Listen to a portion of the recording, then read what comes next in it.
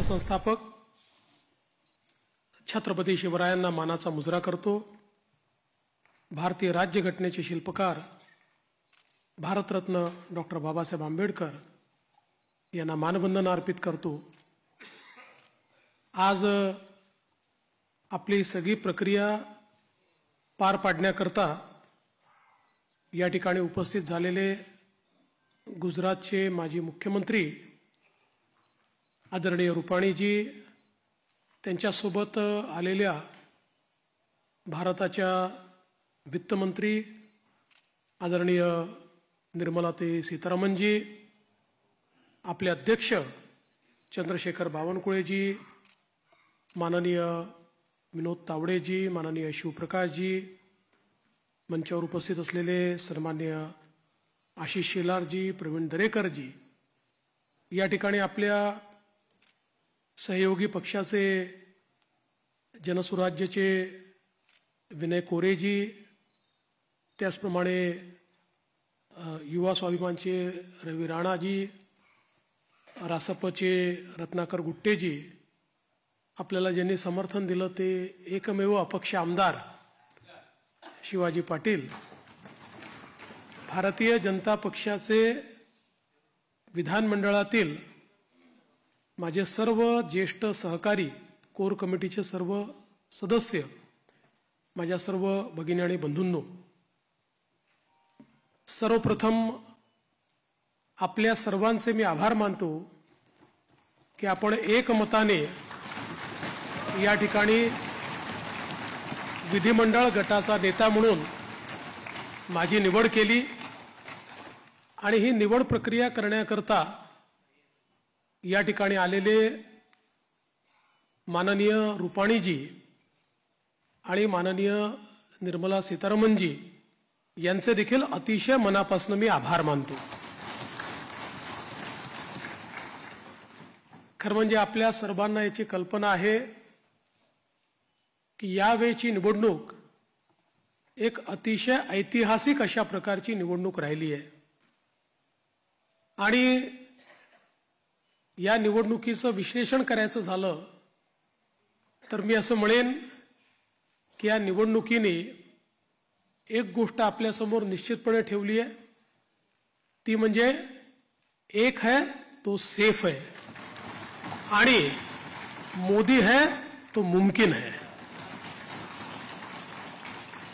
मोदीजींच्या नेतृत्वामध्ये देशामध्ये विजयाची मालिका ही लोकसभेनंतर पुन्हा एकदा हरियाणापासून सुरू झाली आणि महाराष्ट्राने जे मॅन्डेट या ठिकाणी आपल्याला दिलेलं आहे, खरं म्हणजे महाराष्ट्राच्या जनतेला मी साष्टांग दंडवत घालतो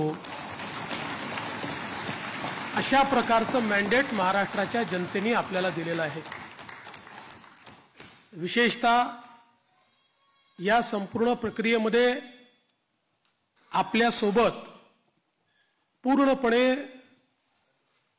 तनमनाने या ठिकाणी असलेले महाराष्ट्राचे मुख्यमंत्री माननीय एकनाथराव शिंदेजी आणि महाराष्ट्राचे उपमुख्यमंत्री सन्माननीय अजितदादा पवारजी यांचे देखील मी अतिशय मनापासून आभार मानतो आणि तद्वतच आमचे आरपीआयचे नेते रामदास आठवलेजी आणि आमच्या सगळ्या मित्रपक्षांचे देखील मनापासून आभार मानतो।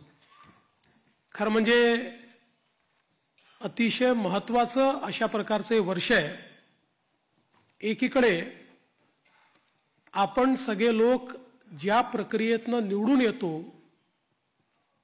ती प्रक्रिया ज्या संविधानाने आपल्याला दिली, भारतरत्न डॉक्टर बाबासाहेब आंबेडकरांनी तयार केलेलं आमचे संविधान, या संविधानाची 75 वर्ष पूर्ण होत आहेत आणि म्हणून सर्वार्थानं एक अत्यंत महत्त्वाचं अशा प्रकारचे वर्ष आहे। कारण आपल्याला कल्पना आहे की देशाचे प्रधानमंत्री माननीय मोदीजी हे देखील नेहमी सांगतात की कुठल्याही ग्रंथापेक्षा, धर्मग्रंथापेक्षा माझ्याकरता भारताचं संविधान सगळ्यात महत्त्वाचं आहे आणि एक असं संविधान की ज्या संविधानाने प्रत्येक भारतीयाला जगण्याचा, मोठं होण्याचा, समृद्ध होण्याचा अधिकार दिला आणि भारताला जगातले एक उत्तम राष्ट्र म्हणून प्रस्थापित करण्याचं काम केलं. अशा या संविधानाच्या 75 वर्ष पूर्ण होणाऱ्या अमृत महोत्सवी वर्षात पुन्हा एकदा या ठिकाणी आपण सरकार स्थापन करतोय. दुसरं, आपल्या सर्वांना कल्पना आहे की ज्यांनी समस्त हिंदुस्थानामध्ये मोगली आक्रमणानंतर आमची श्रद्धास्थानं जी उद्ध्वस्त झाली होती त्या सर्व श्रद्धास्थानांचं पुनरुज्जीवन केलं, त्या राजमाता अहिल्यादेवी होळकर यांचंही 300वे जयंती वर्ष हेच आहे. त्यामुळे मला असं वाटतं की ही देखील एक अत्यंत महत्त्वाची गोष्ट आहे. त्यासोबत ज्यांनी इंग्रजांच्या विरुद्ध जल, जमीन आणि जंगल वाचवण्याचा लढा उभारला आणि खऱ्या अर्थानं इंग्रजांना सळो की पळो करून सोडलं, ते भगवान बिरसा मुंडा यांचीही 125वी जयंतीचं हे वर्ष या ठिकाणी आपण साजरं करतोय.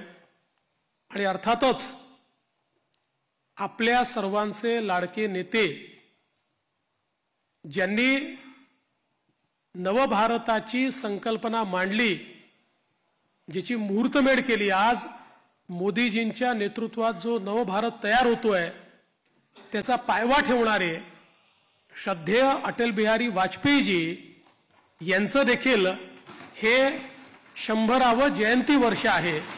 त्यामुळे अशा या अत्यंत महत्त्वपूर्ण वर्षामध्ये महाराष्ट्राच्या जनतेने ही सगळी जबाबदारी आज महायुतीवर या ठिकाणी सोपवलेली आहे.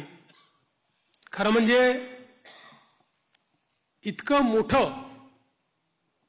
मोठा जनादेश हा आपल्याला या ठिकाणी जनतेने दिलेला आहे की या जनादेशातून मी एवढंच म्हणेन की आनंद आहे, पण त्याहीपेक्षा जबाबदारी आपली वाढलेली आहे. प्रचंड मोठी जबाबदारीची जाणीव करून देणारा अशा प्रकारचा जनादेश हा जनतेने आपल्याला दिलेला आहे. आणि विशेषतः आपल्या लाडक्या बहिणी असतील, आपले लाडके भाऊ असतील, आपले लाडके शेतकरी असतील, आपले लाडके युवा असतील, या सगळ्यांनी आणि समाजातल्या दलित, वंचित, ओबीसी, आदिवासी सगळ्यांनी जो जनादेश आपल्याला दिलेला आहे त्या जनादेशाचा सन्मान राखण्याचं काम हे आपल्याला करावं लागणार आहे.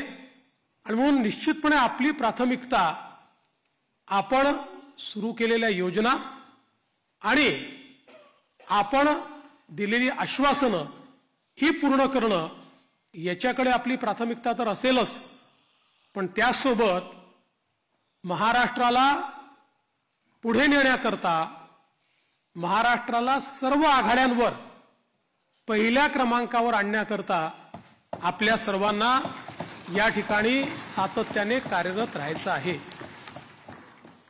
आपल्याला कल्पना आहे की 2019 साली देखील जनतेचा कौल आपल्याला मिळाला होता. दुर्दैवाने जनतेचा जो कौल होता तो हिसकावून घेण्यात आला आणि जनतेसोबत एक प्रकारे बेईमानी त्या काळामध्ये झाली. मी काही त्या इतिहासामध्ये जाऊ इच्छित नाही, एक नवीन सुरुवात आपण करतोय, पण या गोष्टीचा निश्चित उल्लेख करेन की सुरुवातीच्या 2.5 वर्षामध्ये ज्या प्रकारे वेगवेगळ्या पद्धतीनं आपल्याला त्रास देण्यात आला, आपल्या आमदारांना त्रास देण्यात आला, नेत्यांना त्रास देण्यात आला, अशाही परिस्थितीमध्ये मला या गोष्टीचा अभिमान आहे की 2.5 वर्षात एकही आमदार आपल्याला सोडून गेला नाही. सगळे आमदार, सगळे नेते संघर्ष करत होते आणि त्या संघर्षामुळेच 2022 साली पुन्हा आपलं सरकार तयार झालं आणि त्यातूनच आज पुन्हा एकदा पूर्ण बहुमत आपल्या महायुतीला, प्रचंड बहुमत हे महायुतीला मिळालं आणि आपल्या भारतीय जनता पक्षाला 132 आणि आपल्या मित्रांसोबत 137 जागा, एक प्रकारचा इतिहास या महाराष्ट्रामध्ये लिहिला गेला। हा इतिहास मला असं वाटतं की अभूतपूर्व अशा प्रकारचा आहे।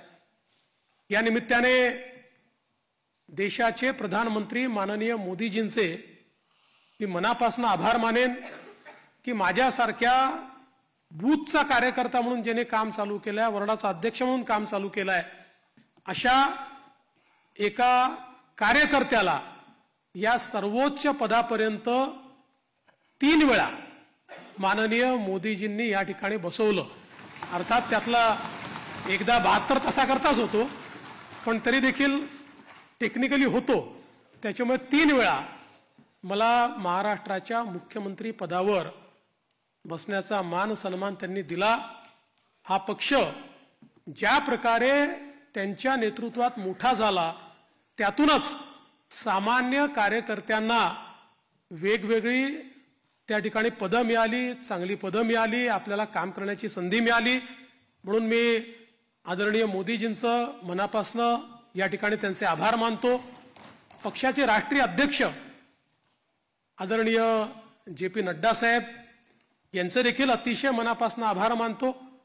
आणि त्याचसोबत ज्यांनी या संपूर्ण निवडणुकीमध्ये अतिशय ताकदीनं महाराष्ट्रामध्ये आपल्यासोबत तळ ठोकून कार्यकर्त्यांमध्ये ऊर्जा निर्माण केली आणि या निवडणुकीत अत्यंत ताकद आपल्या सर्वांना दिली, ते देशाचे गृहमंत्री माननीय अमितभाई शहा यांचे देखील आभार मानतो।